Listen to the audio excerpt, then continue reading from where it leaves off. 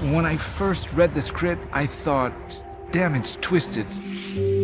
Because it puts you, as an audience, in a very weird position. But it's really interesting.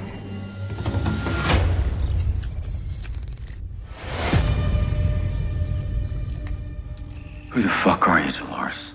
We wanted to turn the gaze this season from how an AI could be similar to humans to how humans are quite similar to AI. I'm just someone who didn't want to play the role they gave me anymore.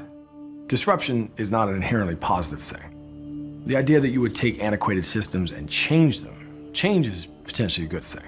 You say I don't have a choice in any of this? While a robot can always change their programming, they can evolve. Humans can't. So in a way, are humans more robotic than artificial intelligences? Can they ever truly be free? Can they ever truly change? Free will does exist. It's just fucking hard. That's the inquiry of this season.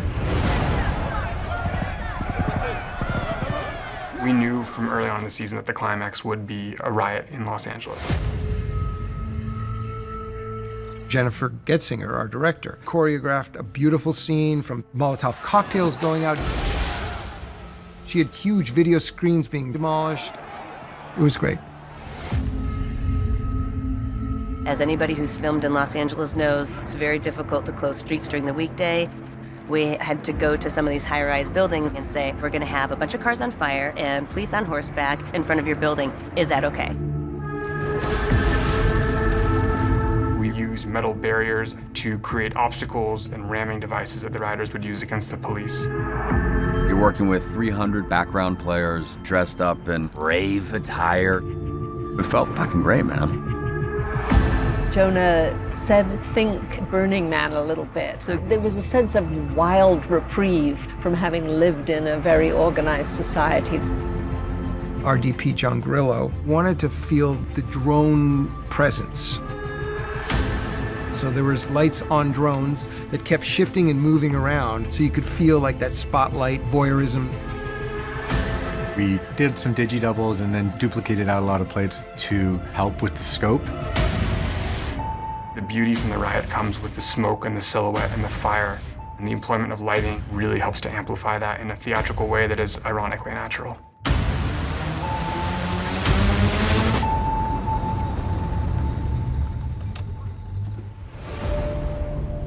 In spite of the desire to be this free and independent being, these cornerstones inside of the hosts are still very real.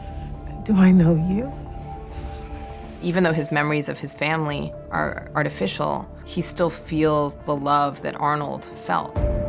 Gina Torres, who is normally a very gorgeous, attractive young woman who we've aged to 70. She had about a 3.5-hour facial prosthetic makeup and a gray-haired wig. She looks amazing. It's okay, Arnold. Being able to touch her opened up so many synapses and emotions inside of me. It's a moment of reckoning and emancipation. I used to hear his laughter, too.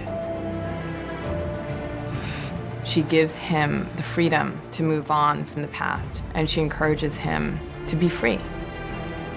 Bernard is probably my favorite character because every human struggle is, what does it mean to be human? We're all trying to figure that out in our own way. And so, in essence, we're all Bernard. Did you even look for me? I love Hale's story. There's real tragedy in who she becomes. I still feel it inside me. You. There's only a couple moments where Dolores is genuinely shocked. I have some plans of my own. The essential setup for every one of Einstein's thought experiments about relativity was always rooted in twins. Take two duplicates of the same person, give them different experiences, they come back, subtly or not so subtly altered. I've decided to consolidate our affairs. But they started in the same place, they've wound up with a very different outlook on the world.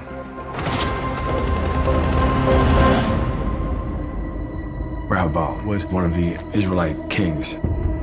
There's a subtle nod to a book called Stand on Zanzibar, which is a classic science fiction book, in which the AI is housed in, I think it's the sort of equivalent of Rockefeller Center, is called Shalmaneser. It's an old topic, really, when you think about it. It's Frankenstein, but it's AI in the same time. Data science can tell us an awful lot about who we are. The problem, of course, is you really can't predict all of the different pieces in a puzzle. Let's say 99% of the human race is readily predictable. That still leaves several million who are harder to predict. They're the threat. Criminals, deviants, psychopaths. We all know people like this. There's people who just don't fit. What do we do with those people? Rehoboam has to take these outliers out of the equation. But the consequences are devastating. You might have order, but at what cost? Once you strip free will, what good is the time we have if the choices you're making have no weight because they've all been predetermined?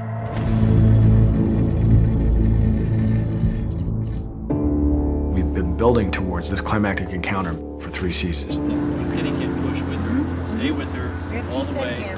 What happens to Maeve and Dolores is a little meta irony for me. All right, lock it up to shoot. Pitches up. Picture. They've spent most of existence programmed to cater to other people, but they find a world in which people are similarly deluded about their freedom. We talked a lot about the sadness and the pain of the kind of torture that Dolores would have to endure. When she started to awaken, it was by gaining her memories, to strip her of what brought her own awakening. Seems like almost the worst bit of torture that you can do. Finish it. Erase what's left. It's the same for a human, you know? If you're stripped of your memories, what's the point of living, really, you know? Without all those memories and experiences, it's tragic. Saying goodbye to this version of Dolores was very sad to shoot. There is ugliness in this world. As a character, she's finally kind of completed her journey because she's come to a moment to say, out of all these things, I hold on to the good things. I choose to see the beauty. When maybe she said it in season 1 or season 2, we thought it was a naive thing. But here we see it for the heart that it really has. It took looking past one man's agenda, seeing the humanity in each other, for them to come together. And once they come together, they're unstoppable. I misjudged her. The key to the sublime. It was never in her mind. It's in mine. We know it's been a super long time because he's covered with dirt. And what is that going to mean for season 4? The man who has toiled under the weight of his dark impulses is freed from them, but Hale has plans for him. You are going to save the world. For us. Who better to control it and puppeteer it through than the man in black? We all rationalize our own actions in different ways. Everybody has regrets, they have lamentations, they have pieces of themselves that just don't fit into the world neatly. It doesn't matter what you did, Caleb. All that matters is what you become. Life is a series of choices about which parts of your programming you let sing, which parts of your programming you deny. She gave me a choice. I believe the rest of the world deserves one too.